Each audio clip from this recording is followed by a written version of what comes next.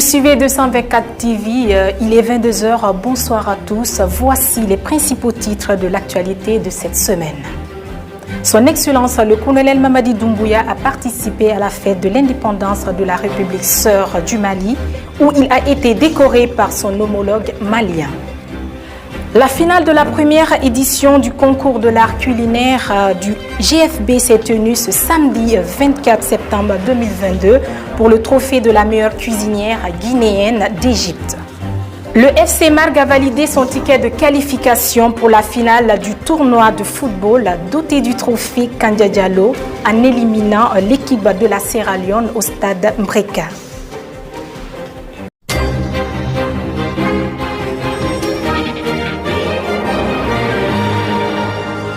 Une fois encore, bonsoir.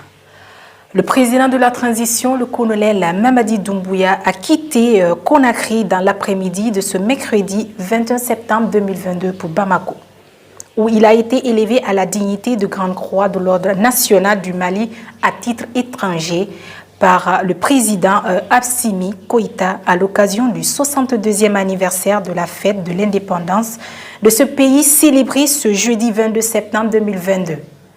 Les deux présidents maliens et guinéens ont eu un tête-à-tête au palais de Koulouba après le défilé militaire. Ibrahima Souri, Ofab Bari pour les commentaires.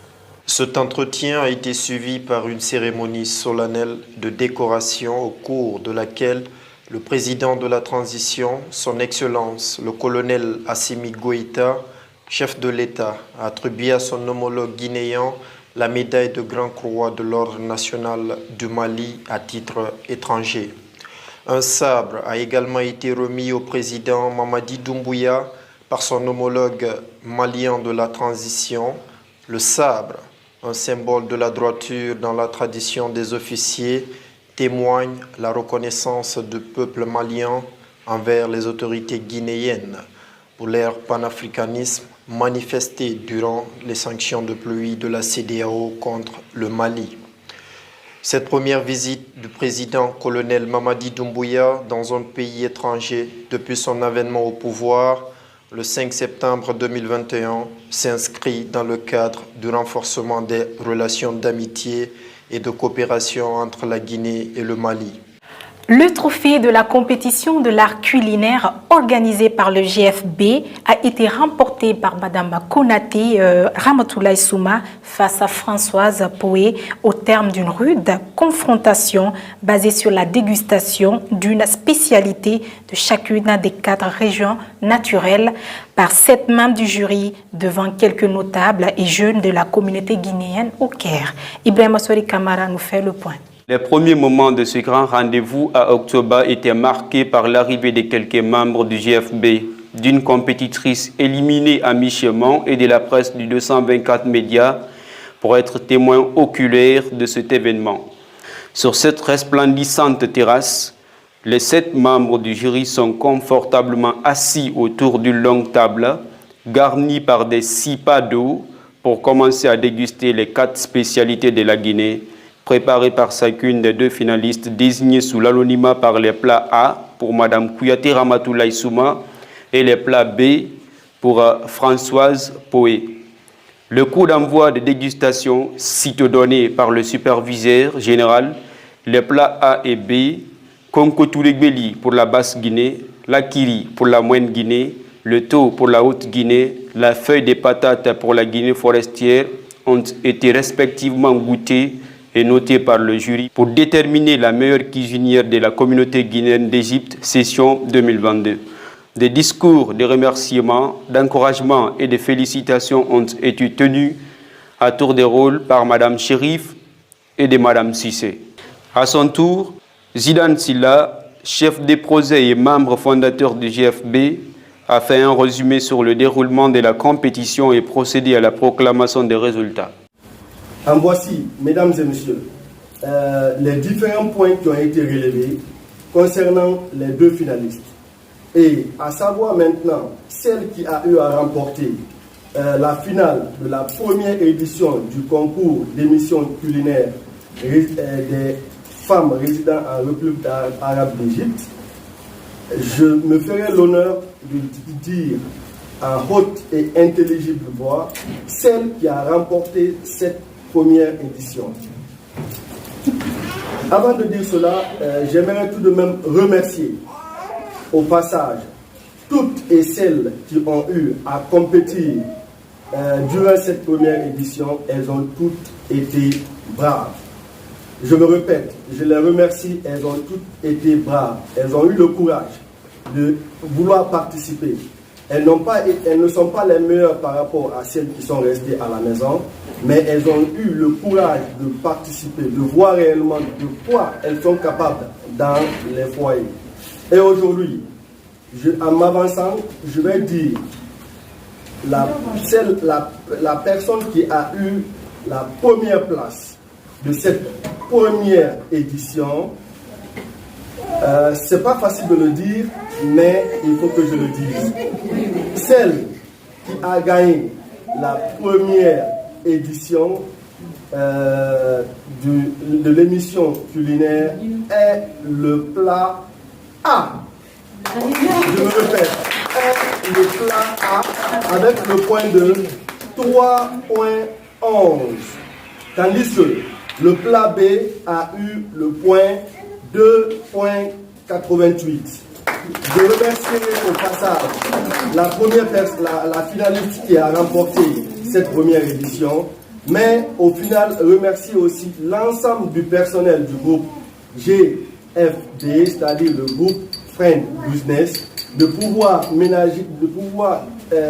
fournir beaucoup d'efforts pour la bonne réussite des événements que nous avons commencé à organiser en Égypte. Le président du Conseil des Guinéens d'Égypte, M. Abdallah Sow, s'est confié au micro de 224 TV. Depuis que je suis là, j'ai organisé des activités au sein du Conseil des Guinéens d'Égypte. J'ai organisé des activités pour la communauté. Mais cette année, qu'il y ait une organisation qui implique les femmes, qui donne la chance aux femmes guinéennes d'Égypte de compétir, de pouvoir ressortir la meilleure compétence qu'elles ont en matière de compétition. À son tour, M. Isia Gamara a terminé cette finale par les remerciements lancés à l'endroit de tous les partenaires officiels du groupe Friends Business. Donc, premièrement, je commencerai par remercier M. Pierre Honoré Loa, le conseiller politique culturel à l'ambassade de la République, de Guinée en République arabe d'Égypte, et également tous les autres partenaires qui travaillent dans les autres ambassades ou dans les autres institutions, bien sûr, qui font un gros travail de fond. Nos remerciements vont à leur endroit. Et tous les Guinéens, les Guinéennes qui soutiennent l'initiative, parce que vous n'êtes pas sans savoir que l'édition de football, la Petite CAN qui s'est passée le mois d'août, a connu un grand succès grâce à la participation et l'encouragement de tous les Guinéens et également d'autres pays africains. Au compte de la première journée du dernier carré de la première édition du tournoi de football, doté du trophée Kandia Diallo, l'équipe guinéenne de Margue a réussi à s'imposer sur son rival de la Sierra Leone sur le score de 2-1 pour enfin réaliser son ambition de vainqueur de ce sacre, une victoire arrachée avec beaucoup de difficultés et à l'absence du public dans un stade où le silence battait son plein. Signé Acha Kondé. FC Marga donnant le maximum pour remporter cette victoire a fini par marcher sur le FC Sierra Leone pour se hisser en finale. Ibrahim Ofabari, sorti sur blessure, était au micro du 224 TV. Vous savez déjà, dans un match de football, le public, c'est le 12e rang, mais le public n'est pas là. Bon, on a quand même fait le maximum, vu que la victoire, c'est cela le plus important.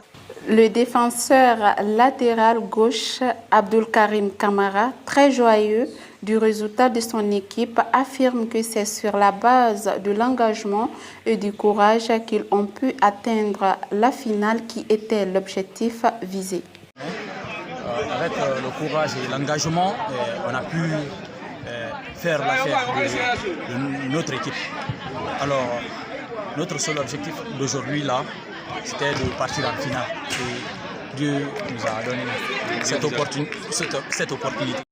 Encore une triste nouvelle pour la communauté guinéenne de l'Égypte. Sur plusieurs embarcations de jeunes migrants nourris par le rêve de réaliser une meilleure vie et voler au secours de leurs respectives pauvres familles en Afrique subsaharienne, 115 migrants sont portés disparus ce samedi 24 septembre 2022, dont 3 de nos compatriotes qui résidaient au Caire.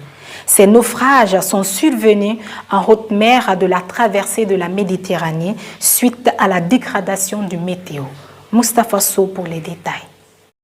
Une forte délégation de la communauté guinéenne de l'Égypte s'est mobilisée pour présenter ses condoléances les plus attristées aux familles endeuillées par ces événements survenus en mer. Dehors, un important regroupement d'autres personnalités est visible. Les salutations d'une convivialité habituelle dominent la circonstance avant que la famille sous le choc ne reçoive ces dames et messieurs qui compatissent à leur douleur. Les escaliers sont gravis pour un rendez-vous de désolation et de tristesse au salon de notre cher frère qui a perdu son épouse et son fils dans les eaux palpitantes de la Méditerranée. Je remercie tout le monde, tous ceux qui sont en Égypte. Depuis que j'ai eu ce décès, nous avons vu tous nos frères et sœurs ici, tous ceux qui nous connaissent et qui me connaissent, qui sont tous ici. Certains ont appelé et d'autres sont venus me voir et m'ont salué. Vraiment, j'ai aimé ces salutations, ça m'a soulagé. Ce qui m'est arrivé est difficile, très difficile, mais c'est grâce à Dieu. Quelle que soit la façon dont un malheur t'arrive, quand tu vois tes frères et sœurs auprès de toi, tu seras content. Au nom de Dieu, ce que je vais dire à propos de cette femme, la cause du mariage est le soutien. Cette femme m'avait soutenu. Au nom de Dieu, elle m'avait soutenu. Je l'avais épousée pendant que je n'avais rien. Ce que j'avais pour tout notre mariage s'élevait jusqu'à 3000 livres égyptiennes. À cette époque, cela ne pouvait pas couvrir toutes les dépenses d'un mariage, mais elle m'avait soutenu pour qu'on réalise notre mariage. Même quand je l'avais fait entrer au foyer, je n'avais rien. Je travaillais un seul jour par semaine. Mais ce que je lui donnais, c'est ça qu'elle préparait pour qu'on mange. Elle ne m'avait pas fait souffrir pour ses vêtements, ses chaussures, ni rien. Les choses pour lesquelles les femmes font souffrir à leur mari, elle m'avait épargné de cela. Mais ce que je connais, elle m'avait soutenu. Mais nous faisons unado amamun toro dugifira amun toro sankirifira amun toro sesira Guinée ha game toro mafina amma amun toro nama maintenant en tant que l'on en soutrané wallahi. C'est la fin de cette édition d'information. Mesdames et messieurs, merci de l'avoir suivi. Nous étions conduits à la régie par Alassane Baldé. Merci à toute l'équipe de la rédaction. Passez une excellente soirée en compagnie de nos programmes sur Facebook, WhatsApp et YouTube.